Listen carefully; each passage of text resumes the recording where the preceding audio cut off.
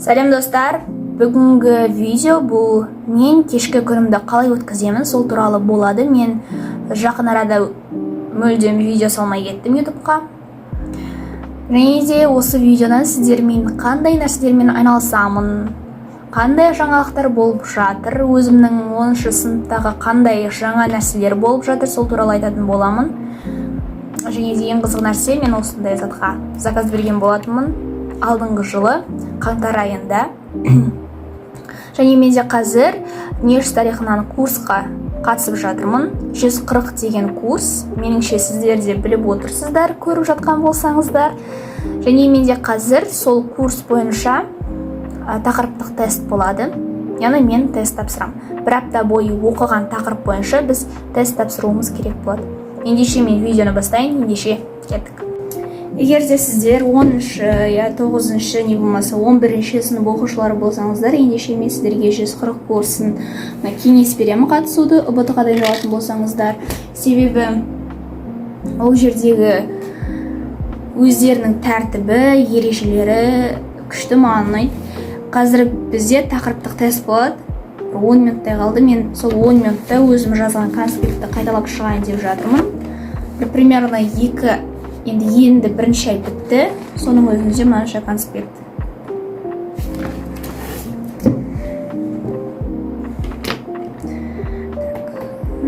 Төртінші квартал.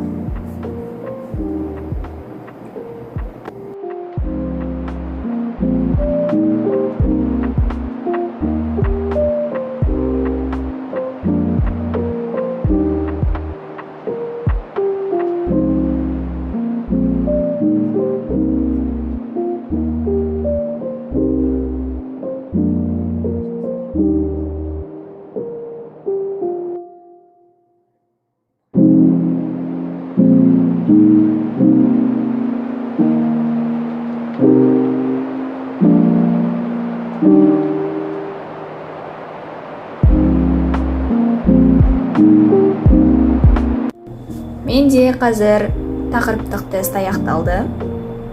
10-нан 10 алдым 10 сұрақтан. Қазір уже сағат 8 болды. Менде істеу керек пландар өте көп. Және менде бір апта бойы жиналып қалған үй жұмыстары бар. Келесі апта мен қиналмау үшін қазірден демалыс күндері үй жұмыстарын жазып қоюым қажет. Және мен қазір ғылыми жобаны дайындап жатырмын. Ғылыми жобаға дайындық.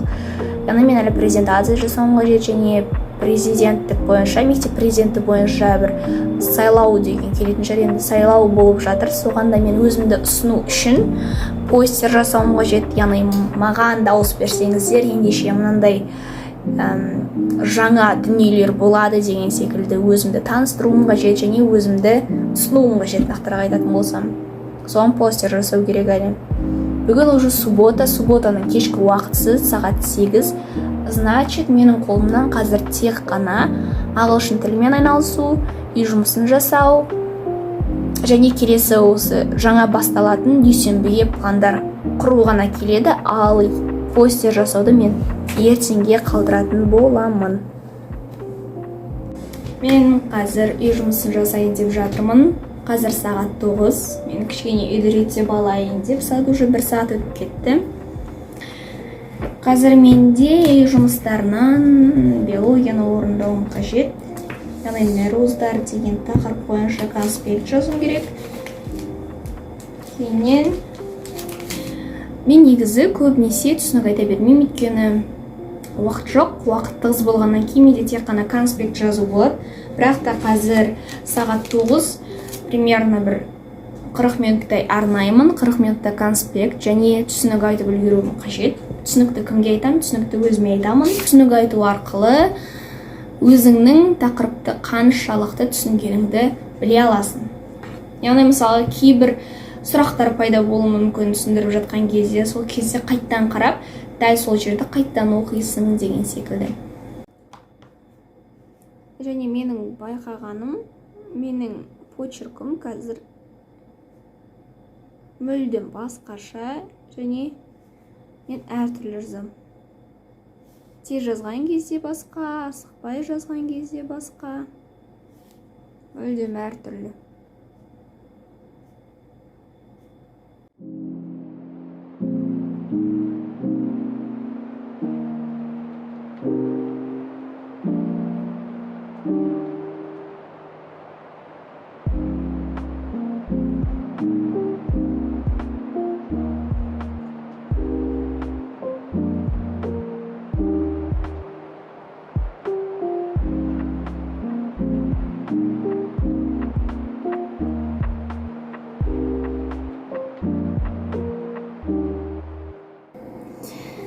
бізге қазір неміс тарихы пәнінен яғни курстан практикалық бізге неміс тарихы курсынан яғни 140 курсынан тақырыптық тест бойынша 10-нан 10 балл алғандардың тізімін жіберді. Оның ішінде мен де бар.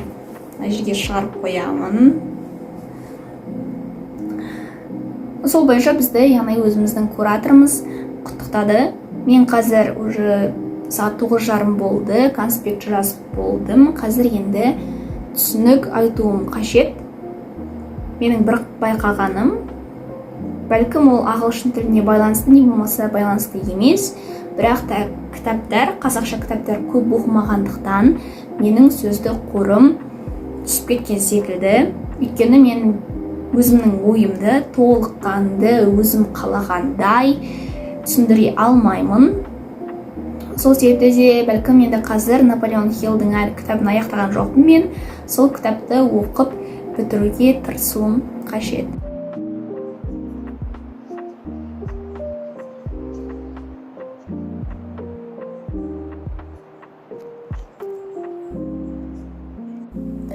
Қазір сағат 11:30. Мен ұйықтайын деп жатырмын, бірақ дәл қазір ұйықтамаймын. Примерно 12-лерде ұйықтаймын. Мен ертең күнге планды жазып қойдым. Және ертең маған ертерек тұру керек. Ал қазір болса мен примерно ағылшын тілінен ағылшынша подкаст тыңдауым керек. Кейіннен менде тағы да сол секілді тілге қатысты жасау қажет 1-2 тапсырма бар. Соны орындап болғаннан кейін ұйықтаймын. Ал ертең болса тағы ертерек тұру керек.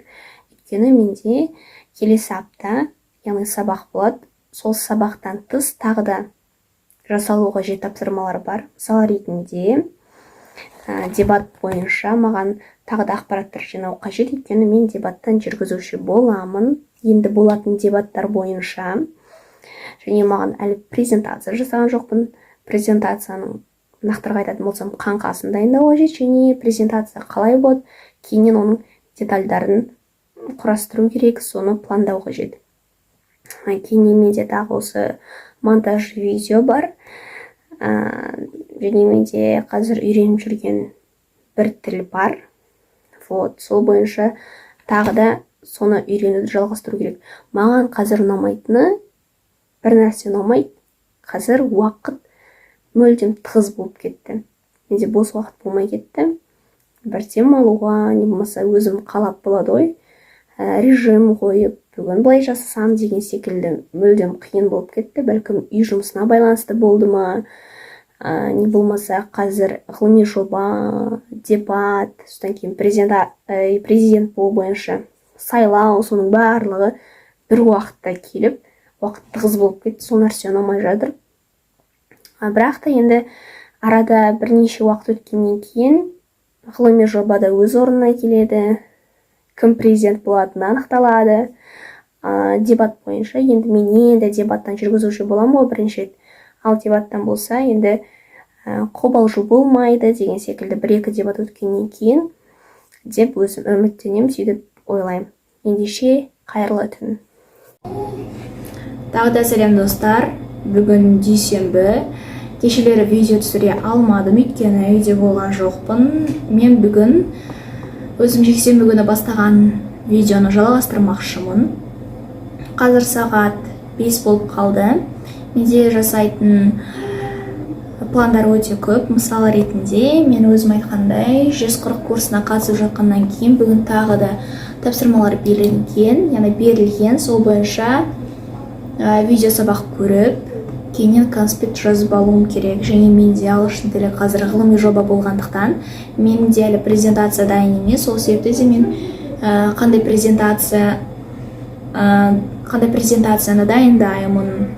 Және тағы презентацияға қандай дүниелерді қоямын, қандай суреттерді қоямын, соны да пландауым керек.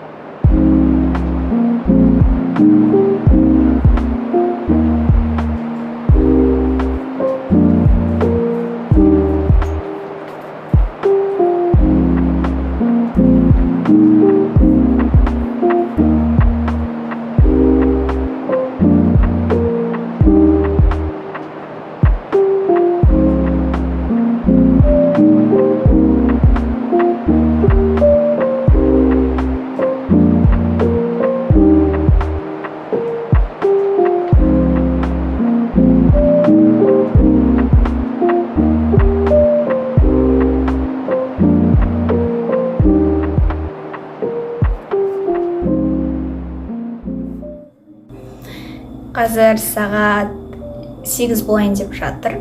Мен орыс тілімді істеп үлгердім. Ал енді қазір менде 140 курсынан көру керек видеолар бар, яғни видео сабақтар бар, соны көруім қажет. Және бізде сағат 9-да оқулықпен жұмыс бар. Және жаңа менде сағат 4-тен бастап ағылшын тілі пәнінен курс болды, және кейіннен маған тапсырмалар берген болатын. Сол себепті де мен бәлкім сағат 10-нан кейін, яғни retelling түсіруім керек ағылшын тілі пәнінен.